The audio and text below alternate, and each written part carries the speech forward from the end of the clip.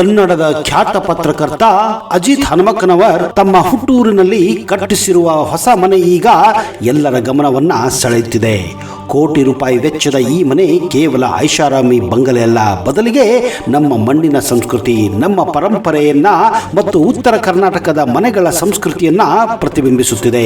ಈ ಮನೆಯ ಆರ್ಕಿಟೆಕ್ಟ್ ಮತ್ತು ವಿಶೇಷತೆ ಬಗ್ಗೆ ಹಲವಾರು ಜನರು ತಮ್ಮ ಮೆಚ್ಚುಗೆಯನ್ನ ಕೂಡ ವ್ಯಕ್ತಪಡಿಸಿದ್ದಾರೆ. ಅದಕ್ಕೆ ಹಲವಾರು ಕಾರಣಗಳಿವೆ ಸ್ನೇಹಿತರೆ. ಇಂದಿನ ಕಾಲದ ಗಾಜಿನ ಮಹಲುಗಳಿಗಿಂತ ಭಿನ್ನವಾಗಿ ಅಜಿತ್ ಅವರು ಹಳೆಯ ಕಾಲದ ತೊಟ್ಟಿ ಮನೆ ಅಥವಾ ಗುತ್ತಿಗೆ ಮನೆ ಮಾದರಿಯನ್ನ ಆಯ್ಕೆ ಮಾಡಿಕೊಂಡಿದ್ದಾರೆ. ಇದು ನೋಡಲು ದಶಕಗಳ ಹಿಂದಿನ ಭವ್ಯ ಅರಮನೆಯಂತೆ ಕಾಣುತ್ತದೆ.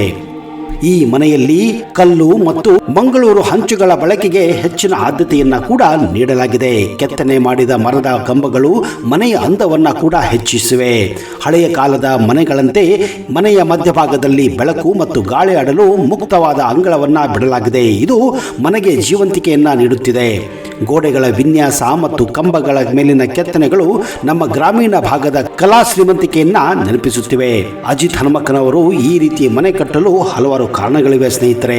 ಎಷ್ಟೇ ಎತ್ತರಕ್ಕೆ ಬೆಳೆದರೂ ತನ್ನ ಹುಟ್ಟೂರು ಮತ್ತು ಅಲ್ಲಿನ ಸಂಸ್ಕೃತಿಯನ್ನು ಮರೆಯಬಾರದು ಎಂಬುದು ಅವರ ಆಶಯ. ನಗರದ ಗದ್ದಲಗಳಿಂದ ದೂರವಿದ್ದು ಪ್ರಕೃತಿಯ ಮಡಿಲಲ್ಲಿ ಹಳೆಯ ನೆನಪುಗಳೊಂದಿಗೆ ಕಾಲ ಕಳೆಯಲು ಇಂತಹ ವಿನ್ಯಾಸ ಸಹಕಾರಿಯಾಗುತ್ತದೆ.